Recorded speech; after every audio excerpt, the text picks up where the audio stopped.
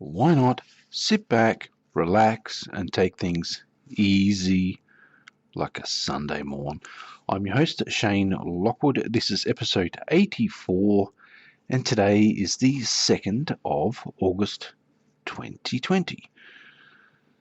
Thank you for listening. In fact, this podcast now has over 12,000 downloads. It's been a long time getting here, but thank you very much for that. I know that a lot of people are actually quite bored because of COVID-19 and the quarantines and things happening. Please wash your hands, please wear a mask, and please engage in social distancing. It is a serious issue. The virus is real, and lots of people are actually dying from it. So please do take it seriously. That is my stance, and if you have a problem with that, then you don't need to be listening to this particular podcast. Now, hopefully, like everybody else, you should be sitting in a chair, in an armchair, sofa, couch, or wherever you happen to be. And or those of you who are trying to drift off to sleep, maybe you're in bed listening to this, please don't be behind the wheel of a car, and please don't be behind reversing cars either. But please don't be behind the wheel of a car driving, because this podcast may put you to sleep. It's designed for relaxation, and the topic for today is letting go. But I'm sitting here in my chair in the kitchen, which is probably not the best place to record a podcast, but that's not here nor there. And I'm currently drinking Riverport's traditional flavour double sarsaparilla. Bit of ASMR there for you. Very good. And I'm also eating some prawn chips that I got from the Vietnamese restaurant.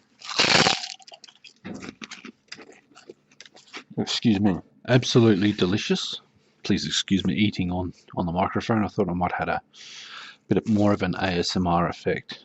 It's called mukbang, mukbang, and there are people just eating on camera and things like that, and it's supposed to have like a bit more of a relaxing effect. Some people find grossed out by it, so I do apologize if you took that the wrong way. But for today's topic, it's an extension of what I normally do, where the idea behind this podcast is to focus on the sense of tranquility that you would get on a normal Sunday morning, and where before anybody's gotten up and gone to work or mowed the lawns, or you've woken anybody's dogs up and all that sort of stuff, before you've gone out for a jog, just everybody's tranquil, because they're normally hungover from partying on Saturday night and stuff like that. And just embrace that tranquility and slow your mind down, slow your breathing down, breathing in, breathing out, breathing in, breathing out. And with this tranquility, from this point, you can then clear your mind and plan the rest of your week. But you need to let go of all the stuff that's happened the week before, and also let go of future plans for the time being. Just you clear your mind, and then you can write a list of things that you need to do for the week, or even for the rest of the day, and you should feel fairly calm and relaxed and centered and things like that. That's the purpose of this podcast. This particular episode, I'm going to be expanding a little bit on letting go, and this was a subject requested by a listener by the name of Victoria. Hello, Victoria. Thank you very much for listening. You are very much appreciated. I also want to thank everybody else who left suggestions and feedback as well. Thank you very much for that. I read every comment left on the various social media platforms and whatnot. Hopefully by now everybody has settled down and they're calm and relaxed and we can get into the show. Do you have an idealized version of yourself? Not exactly a higher self in the terms of, say, spirituality, but a version of yourself that achieved all your dreams and goals and has all the money, has all the property, has all the fast cars, or whatever it is that you have always wanted and longed for, and the higher ideals of ourselves, of yourself. Yeah, do you have one of those, a role model? Like, for me, the closest I can come to it, and there's a lot of, actually, I've got a few of them.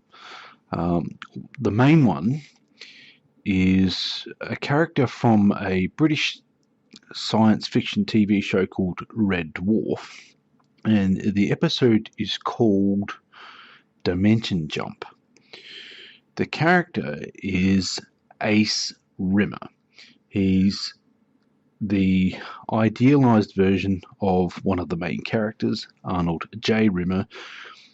Now, the main character is a rather neurotic and a very, very unlikable individual, and Ace Rimmer is basically his idealized version of himself if he had tried harder and fought back and was just an all-round decent person.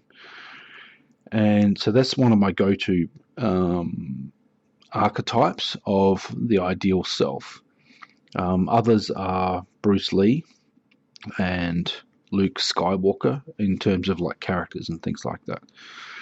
And I think also Peter Parker's Spider-Man, the acrobatics and having six-pack abs and all that sort of stuff. Those are physical ideals, and just being the good guy, doing the right thing by people. And sometimes you've got to stop and think, is it possible to be like those people, like those archetypes? And what is it that we're carrying and holding on to that needs to be let go in order to be like them? And we make decisions, and sometimes they're not the best decisions. We do all sorts of weird and crazy things. We let people into our lives that shouldn't be in our lives. We put up with abuse and abusive relationships and those sorts of things, and bullying and put downs, and having to deal with the everyday dramas and things like that. And if you aren't shielding yourself from those things start to weigh you down. So those are the sort of things that need to be let go of. In some cases, they need to be dug out. Some of those things go really, really deep. How you perceive yourself, how you see yourself, how you stand. Do you stand tall? Do you have your shoulders back? Do you have your chin up? Are you confident? If you are not, there's things that maybe you're holding on to. The bitterness of past relationships, your upbringing, choices that you made or didn't make. There's all this sort of stuff that gets in the way of being where we want to be, being how we want to be, and living our lives like the superheroes and things that we idolize in various forms of media. When Mark Hamill needed to play Luke Skywalker again 32 years after Return of the Jedi for the movie The Force Awakens, he had to lose quite a lot of weight. He lost, I think, about 40 pounds, which is roughly just under something like 20 kilos. And knowing that he had to do that, and that Disney was investing in him to do that, and that it reminded me that it was possible, and that started me on my own weight loss journey. And I've had my ups and downs. I got down to about 90 kilograms, and then slowly creeped my way back up to 98, and then decided that I didn't want to be there, and I'm currently around 96. So I'm up and down, but hopefully coming down again. But do you see, like, the way of the role models, the people that we entrust and believe and put stock in? There are barriers to the things that you want in life, but how many of those barriers are just perceived barriers, like money? Like, if I think I've seen amazing things where people have been in trouble, and other people have been generous and helped them achieve their goals, whether it's through Kickstarter or Patreon or these other apps that help people, Venmo, and where people are genuinely helping other people to achieve their dreams. Then there's the things that we like, the ideal job or the ideal car or home, how we want a home to be and look, our ideal relationships, that sort of thing. And some of the things that hold us back, we have to let go of the past. And I don't want to trigger anybody by mentioning their past relationships and the abuse and all that sort of stuff that can happen. But a lot of that stuff needs to be let go, and so that you can see who your current partners really are, and appreciate them for like who they really are, or maybe make way for a new person in your life. And sometimes it means letting go of the things that you want to do and looking at what you want to do as a couple and shared goals and things like that, to make these things less lofty dreams and more of a reality. The lack of money should not be too much of a hindrance, although I know what it's like to struggle to find even sometimes where your next meal's going to be or what it's going to be. And money's not always easy, but I think sometimes you have to have like a motivation or a sense of direction. But the purpose of this particular podcast, this episode, is more about looking at things that hold us back from being where we want to be. Do you think that you are worthy of love and being loved in a relationship? Those sorts of things. And if you don't think that you're worthy of being loved, where is that coming from? And who said that? And why and where? And how long ago did they say that? People hold on to negative crap for decades and decades and decades because someone said one thing one time, and they took it on board and they carried it with them ever since. So those are the things that need to be let go of. I'm starting to reflect more now on where I want to be, who I want to become, how I want to live, who I want to spend the rest of my life with. And it's going to mean some changes. It's going to mean picking myself up and shaking myself off, dusting myself off, getting rid of all the ideas and things that were holding me back. And these are limiting beliefs. And I don't want to get into, say, the spiritual side of things, or come across like Tony Robbins kind of charlatan, speaking all like positive attitude stuff, which is toxic as well. There's a thing called toxic positivity, because those people refuse to allow the problems or obstacles or barriers to to be addressed. They just don't acknowledge them. Whereas, how can you solve a problem if you don't know the problem exists? I had a conversation with someone that I respect recently, and they used the term broken. They referred to me as a broken person, and I didn't define myself as that, but I thought about it for a little bit, and I agreed with them.